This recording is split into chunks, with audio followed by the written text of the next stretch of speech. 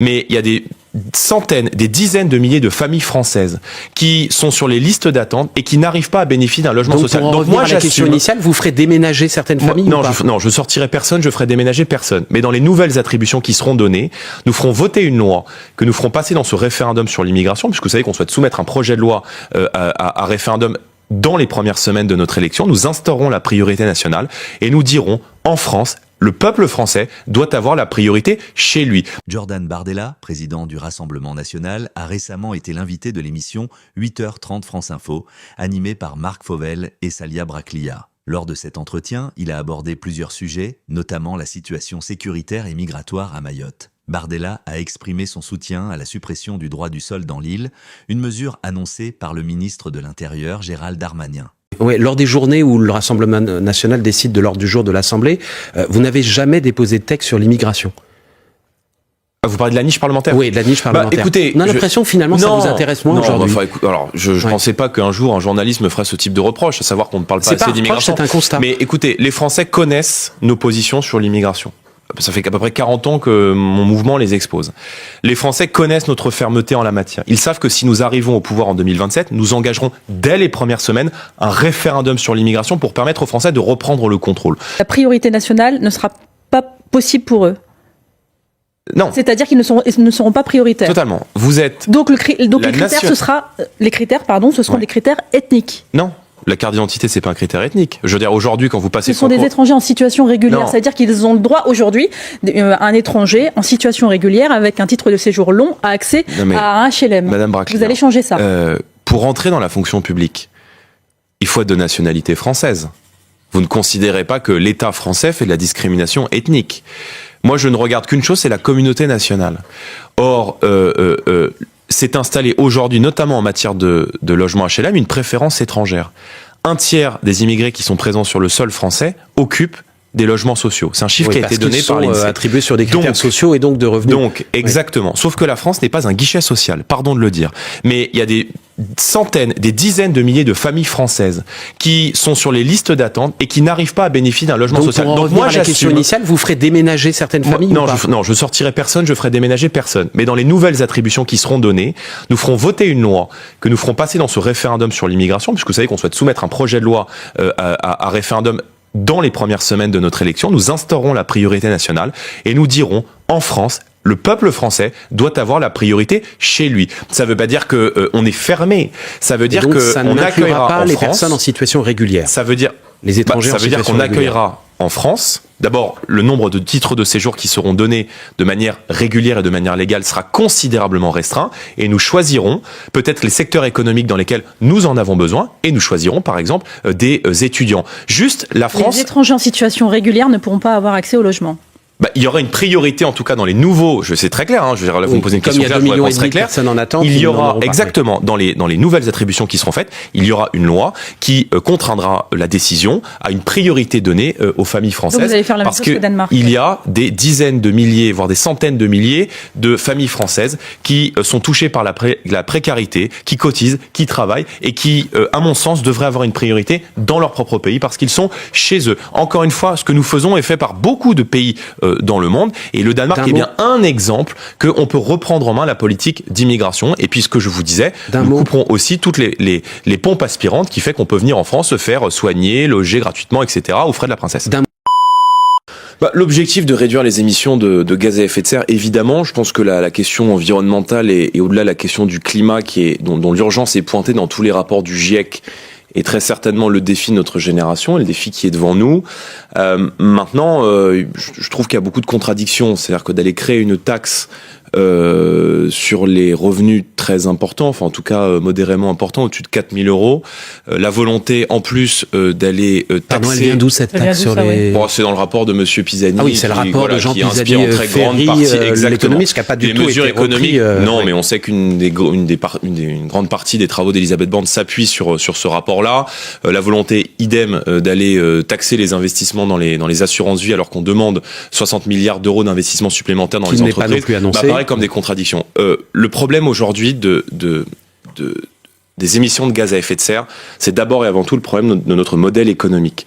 Le Haut Conseil pour le climat nous rappelle que la moitié de nos émissions de gaz à effet de serre est liée à nos importations. Donc, on peut démultiplier les mesures d'infrastructure et il faut le faire, notamment en matière de rénovation thermique, qui est aussi un moyen de rendre du pouvoir d'achat aux Français. Mais tant qu'on ne remet pas en cause ce modèle économique qui est basé sur le grand déménagement du monde et qui vise à les faire fabriquer très très loin des produits pour les rapatrier sur le sol français pour ensuite aller les recycler en Afrique, m'apparaît être catastrophique pour la planète. La solution au niveau européen avec la taxe carbone. La solution, mais qui s'applique, enfin, on pourra rentrer dans le détail, mais ce que nous défendons nous, c'est le patriotisme économique, c'est-à-dire la possibilité de pouvoir consommer, produire et retraiter au plus près des lieux de consommation. On sait que ça ne pourra pas se faire surtout, mais si on veut se donner l'ambition de réduire les émissions de gaz à effet de serre de notre pays et d'une manière plus générale à l'échelle de l'Europe, il faut s'engager sur la relocalisation et sur le développement d'une industrie verte, et ça passe impérativement par le patriotisme économique. Hors de question pour vous de taxer le patrimoine des 10% des Français les plus riches, comme le suggère Jean Pisani-Ferry, le problème, le patrimoine financier. Le problème, c'est un problème évidemment français, c'est-à-dire qu'à chaque fois qu'on a un problème en France, on invente une taxe.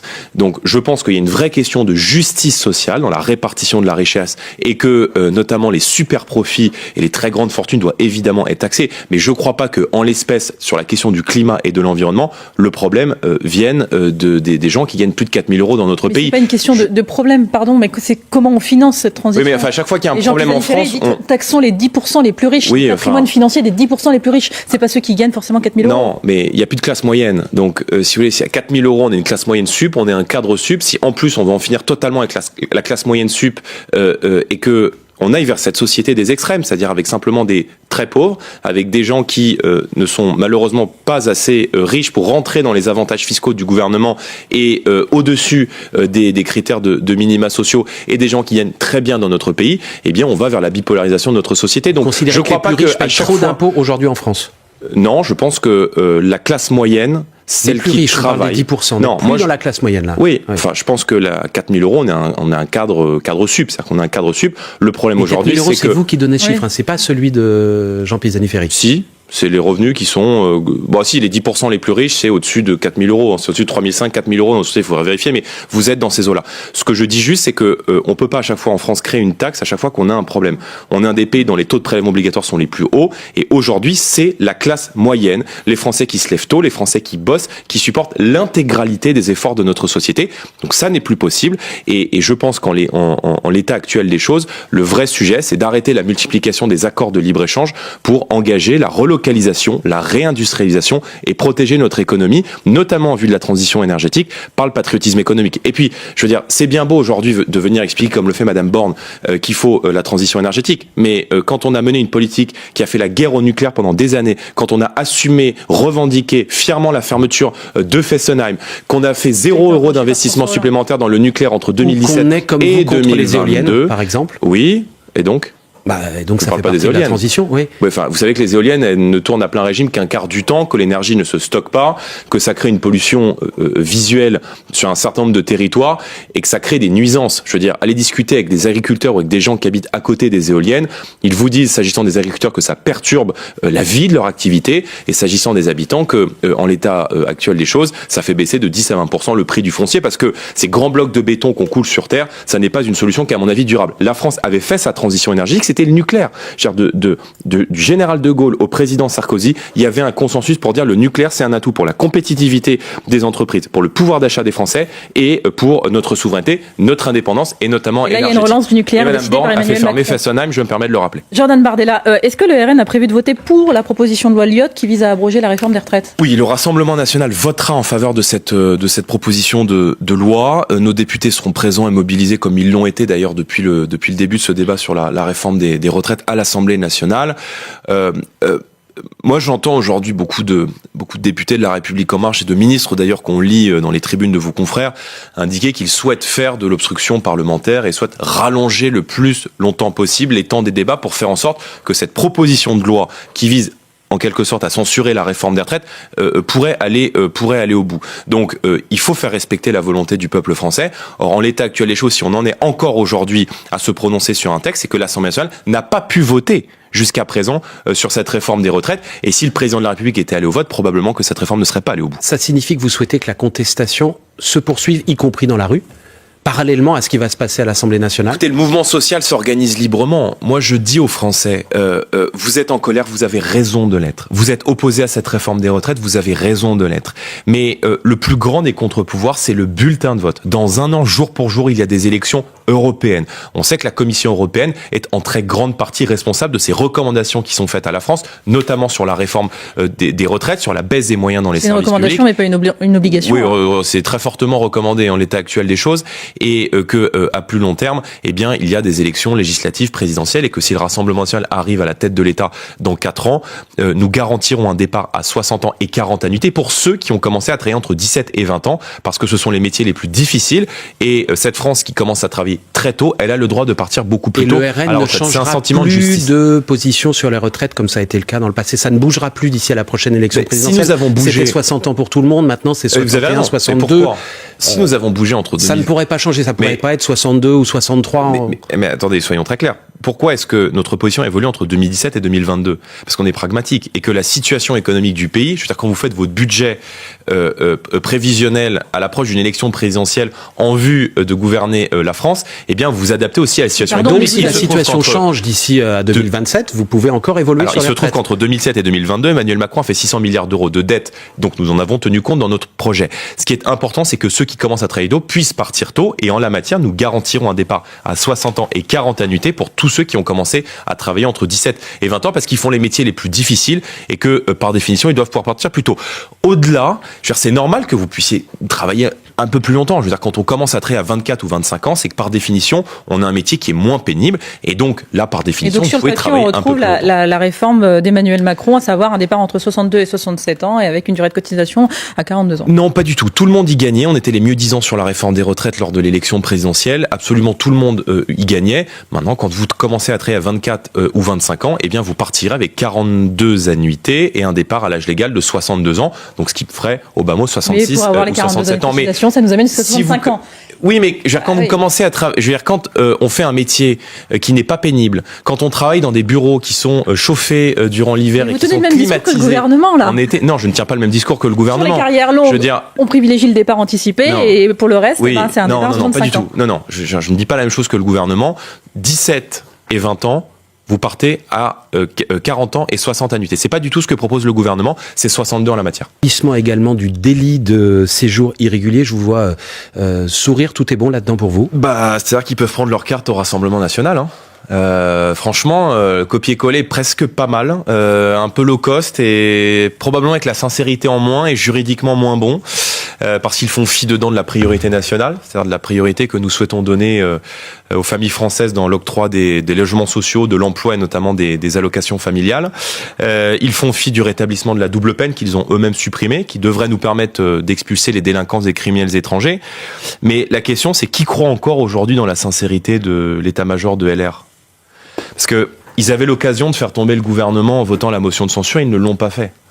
Ils avaient l'opportunité de voter pour la réforme des retraites, de voter à la présidentielle, de soutenir au second tour Marine Le Pen qui présentait mot pour mot ce que proposent les LR aujourd'hui, que nous proposions pendant la présidentielle et contre lequel, pendant toute la campagne présidentielle, ils nous ont dit que c'était pas crédible, irréalisable. Pourquoi est-ce qu'ils ont fait voter Emmanuel Macron au second tour de l'élection présidentielle? Donc ça pose la question de la sincérité. Vous voterez pour ces lois lorsqu'elles seront examinées? Et vos députés les voteront. D'abord, il faudrait qu'elles passent à l'Assemblée nationale. Mais vous les voterez. La question que moi, je poserais plutôt la question dans le sens inverse. Je veux dire, qui croit que les Républicains peuvent accéder au pouvoir dans 4 ans? Personne. Le Rassemblement national a de très grandes chances d'emporter la prochaine élection présidentielle. C'est un fait. Donc, si nous arrivons à la tête de l'État, nous engagerons des mesures fermes pour reprendre le contrôle de l'immigration. On a l'impression que ça vous intéresse un peu moins en ce moment, Jordan Bardella. La question, c'est un exemple. Est-ce que les députés vont la voter? Oui, lors des journées où le Rassemblement national décide de l'ordre du jour de l'Assemblée, vous n'avez jamais déposé de texte sur l'immigration. Vous parlez de la niche parlementaire? Oui, de la niche parlementaire. Écoutez, on a l'impression que finalement ça vous intéresse moins aujourd'hui. Alors, je ne pensais pas qu'un jour un journaliste me ferait ce type de reproche, à savoir qu'on ne parle pas assez d'immigration. C'est un constat. Mais écoutez, les Français connaissent nos positions sur l'immigration. Ça fait à peu près 40 ans que mon mouvement les expose. Les Français connaissent notre fermeté en la matière. Ils savent que si nous arrivons au pouvoir en 2027, nous engagerons dès les premières semaines un référendum sur l'immigration pour permettre aux Français de reprendre le contrôle. Dans le cadre de nos travaux parlementaires et notamment de cette journée qui était consacrée à nos mesures, une journée à l'Assemblée dédiée à nos mesures, on a souhaité aborder d'autres thèmes sur lesquels les Français connaissent un peu moins nos mesures. Je pense par exemple à la santé, je pense à l'éducation, je pense à l'augmentation des salaires, avec l'idée de présenter une réponse globale aux problèmes du pays et une vraie vision pour la France dans les prochaines années. Maintenant, je vous rassure, nous sommes probablement dans la vie politique française ceux qui, aux yeux des Français, incarnent plus la reprise en main en matière d'immigration. Je pense que les gens, aujourd'hui, ont une inquiétude, c'est de disparaître. C'est de voir leur culture, leur art de vivre, leur mode de vie, leur langue, leurs coutumes, leur culture locale et nationale disparaître sous le poids d'une immigration qui a transformé le visage de beaucoup de quartiers. Votre exemple en la matière, Jordan Bardella, se sentent un peu étrangers chez eux. En matière d'immigration, votre exemple c'est le Danemark, l'un des pays les plus stricts en matière d'immigration. Ils obligent notamment les familles d'origine étrangère en situation régulière à déménager afin de renforcer la présence de Danois dits de souche dans certains quartiers. Vous venez d'en parler. L'objectif, c'est qu'il n'y ait pas plus de 30% de personnes non occidentales, par exemple dans les HLM d'ici 10 ans. Est-ce que ça, vous pourriez vous en inspirer et faire la même chose en France si vous arrivez au pouvoir? Il y a beaucoup de mesures que nous reprendrons du Danemark. En la matière, je l'ai dit, nous instaurerons la priorité nationale, c'est-à-dire que nous donnerons une priorité dans l'accès à l'emploi ou dans l'accès au logement aux familles françaises. Mais de souche, aux familles qui ont la nationalité française. Maintenant, ce qui est très intéressant dans l'exemple du Danemark, peut-être que vous poserez pour poser la question aux gens de la NUPES, c'est que le Danemark est un gouvernement socialiste et que précisément ce gouvernement socialiste a conscience de l'urgence migratoire aujourd'hui au Danemark. Nous prendrons des mesures très claires. Nous couperons les pompes aspirantes. C'est-à-dire que vous ne pourrez pas venir en France et bénéficier des soins gratuits. Jordan Bardella, nous supprimerons le regroupement familial. Nationale, nous rétablirons la double peine. Les étrangers en situation régulière, vous dites la priorité nationale ne sera pas possible pour eux. Non. C'est-à-dire qu'ils ne seront pas prioritaires. Totalement. Vous êtes. Donc les critères, ce seront des critères ethniques. Non. La carte d'identité, c'est pas un critère ethnique. Je veux dire, aujourd'hui, quand vous passez... Ce sont des étrangers en situation régulière. C'est-à-dire qu'ils ont le droit, aujourd'hui, un étranger en situation régulière, avec un titre de séjour long, à accès à un HLM. Madame Braclia, vous allez changer ça. Pour entrer dans la fonction publique, il faut être de nationalité française. Vous ne considérez pas que l'État français fait de la discrimination ethnique. Moi, je ne regarde qu'une chose, c'est la communauté nationale. Or, s'est installée aujourd'hui, notamment en matière de logement HLM, une préférence étrangère. Un tiers des immigrés qui sont présents sur le sol français occupent des logements sociaux. C'est un chiffre qui a été donné par l'INSEE. Attribués sur des critères sociaux et donc de revenus. Donc, exactement. Sauf que la France n'est pas un guichet social, pardon de le dire.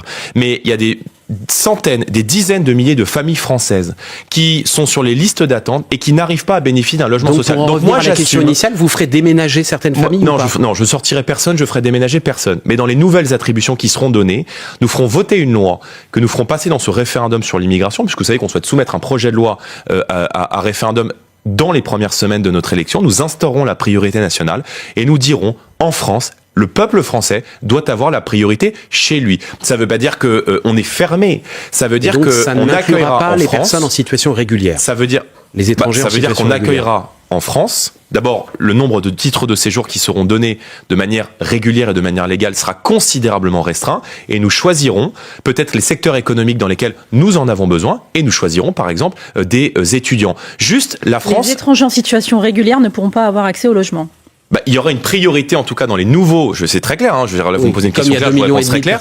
Il y aura exactement dans les nouvelles attributions qui seront faites, il y aura une loi qui contraindra la décision à une priorité donnée aux familles françaises. Donc vous allez faire la même chose que Danemark. Il y a des dizaines de milliers, voire des centaines de milliers de familles françaises qui sont touchées par la précarité, qui cotisent, qui travaillent et qui, à mon sens, devraient avoir une priorité dans leur propre pays parce qu'ils sont chez eux. Encore une fois, ce que nous faisons est fait par beaucoup de pays dans le monde. Et le Danemark est bien un exemple qu'on peut reprendre en main la politique d'immigration. Et puis ce que je vous disais, nous couperons aussi toutes les pompes aspirantes qui fait qu'on peut venir en France se faire soigner, loger gratuitement, etc. aux frais de la princesse. D'un mot, Jordan Bardella, est-ce que vous avez été choqué par l'initiative du ministère de l'Intérieur qui a demandé à certaines académies de compter le nombre d'élèves absents à l'occasion de l'Aïd, la fête de fin du Ramadan, c'était il y a quelques semaines?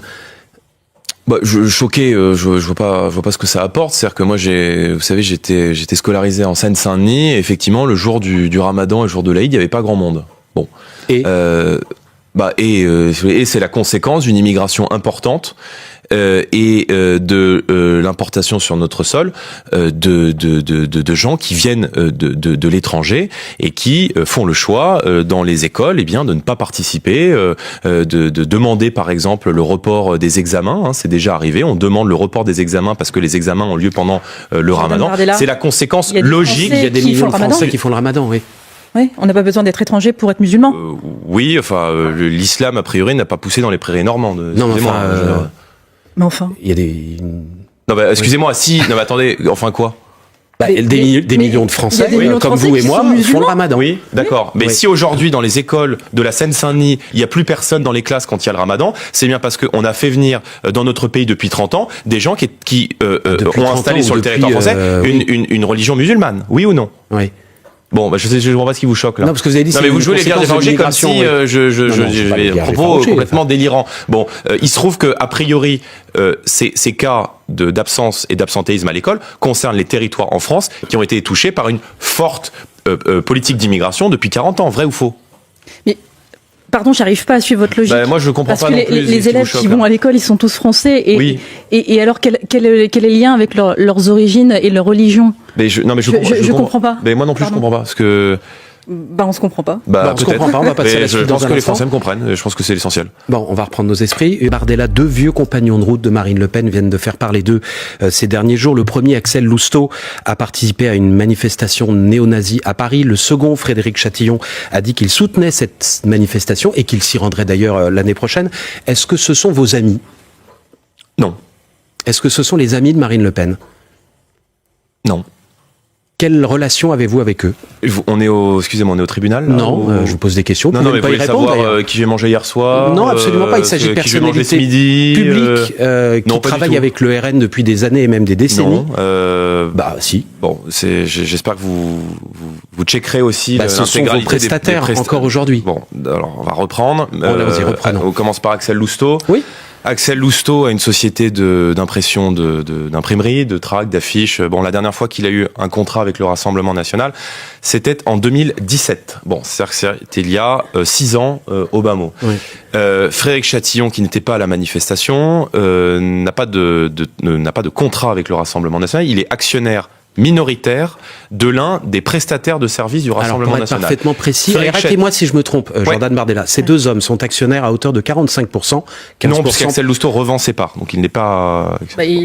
On parle actionnaire d'une entreprise qui s'appelle Hippolytique, Totalement. Qui a été un prestataire de services du RN, y compris à l'élection présidentielle, non pas de 2017 mais de 2022. Oui. Donc c'est pas il y a 6 ans. Oui. C'est pas la société d'Axel Lousteau. C'est leur société, dont ils sont donc actionnaires à 45% tous les deux, qui a réalisé la campagne numérique du RN, de certains députés du RN et de certains députés européens. Pourquoi vous dites pas tout simplement oui, on travaille encore aujourd'hui avec eux plutôt que de nous dire c'est du passé? Alors je vais être extrêmement clair. Les gens qui ont une nostalgie radicale ou d'idéologie radicale n'ont pas leur place au sein du Rassemblement national. Les personnes dont vous parlez ne sont pas membres, ne sont pas cadres, élus du Rassemblement national. En tout cas, s'agissant d'Axel Lousteau, ils ne le sont plus. J'ai été élu président, je veux bien que vous me fassiez des reproches, mais j'ai été élu président du Rassemblement national au mois de novembre, c'est-à-dire il y a peu ou prou 6 mois. Bon, j'ai pris la décision de réinternaliser un certain nombre de missions qui sont confiées notamment à la société Hippolytique, pour laquelle Frédéric Chatillon, puisqu'Axel Lousteau revend ses parts, est actionnaire minoritaire, Hippolytique étant l'un de nos prestataires, de réinternaliser un certain nombre de missions qui leur étaient confiées. C'est en cours, mais pardonnez-moi, ça se fait pas en 24 heures. Donc vous ne ferez plus appel à eux. Premièrement. Vous ne ferez plus appel à eux. Mais vous m'interrogez, excusez-moi, on n'est pas au tribunal. Non, donc, mais je vous pose la question différemment. Est-ce qu'on peut le samedi à Paris manifester derrière des cagoules et le lundi faire la com du RN? Vous me reprochez en fait d'avoir l'un de mes actionnaires minoritaires qui était au GUD il y a 30 ans. Je veux dire, si vous j'ai pas parlé du GUD d'ailleurs. Vous me parlez de Frédéric Chatillon. Oui, vous nous avez dit la dernière fois qu'on a eu affaire à eux, c'était en 2017. Je vous dis que c'était en 2022. N'était pas à la manifestation. Frédéric Chatillon a été le dirigeant, je crois que c'était le président du GUD il y a au moins 30 ou 35 ans. Mais il était à une manifestation néo-nazie sur cette, non, il n'était pas. Jours. Sur cette, non, il n'était pas. Il a soutenu, pardon. Frédéric Chatillon, Axel Lousteau. Sur ce critère-là, à ce moment-là, il faut le faire pour tout le monde. C'est-à-dire que quand vous invitez Madame Loiseau, qui est membre de La République En Marche, qui est députée européenne, ou tout autre membre de La République En Marche, il faut leur dire, mais Madame Loiseau, vous étiez membre du GUD, vous étiez candidate sur les listes du GUD. Voilà. Très bien. Quand vous invitez des gens des Républicains, il faut leur dire, mais il y a eu dans votre famille politique des gens qui ont été ministres. Je ne parle pas d'actionnaires minoritaires, de prestataires, qui ont été ministres de la République française, Monsieur Devedjian, Monsieur Longuet, et qui étaient membres d'Occident et qui étaient membres du GUD. Elle est simple, la question. Vous coupez les ponts avec eux? Il n'y a pas de relation politique avec Frédéric Chatillon et Axel Lousteau. Il n'y a pas de relation commerciale avec la société d'impression de tracts et d'affiches d'Axel Lousteau depuis 2017. Oui. Nous avons l'un des prestataires de communication dont l'un de nos actionnaires minoritaires a été au GUD il y a 30 ans. Donc, si on en est là, moi, en fait, je suis très rassuré là. Parce que franchement, si on en est là, c'est que vous n'avez plus grand-chose à nous reprocher. Ça suffit, stop. C'est elle qui l'a dit dans les colonnes du Monde. Ça suffit. On ne peut pas être proche du RN quand on manifeste derrière. Mais elle a totalement raison. Et je vais vous dire, elle vous a demandé d'ailleurs de couper les ponts. Elle a totalement raison. C'est elle qui a ouvert ce débat. Elle a totalement raison. Et moi, j'attends des prestataires du Rassemblement national qu'ils fassent ce pourquoi on les paye. Voilà. C'est-à-dire de la com et pas des manifs avec des croix Exactement. celtiques. Et s'ils font ça, alors à ce moment-là, il n'y a pas de lien avec le Rassemblement national. Et s'ils ne le font pas, précisément ces mouvements d'ultra-droite. Moi, je suis très clair, je suis pour la dissolution de tous les groupuscules, d'ultra-gauche et d'ultra-droite. Y compris du GUD. Peu importe.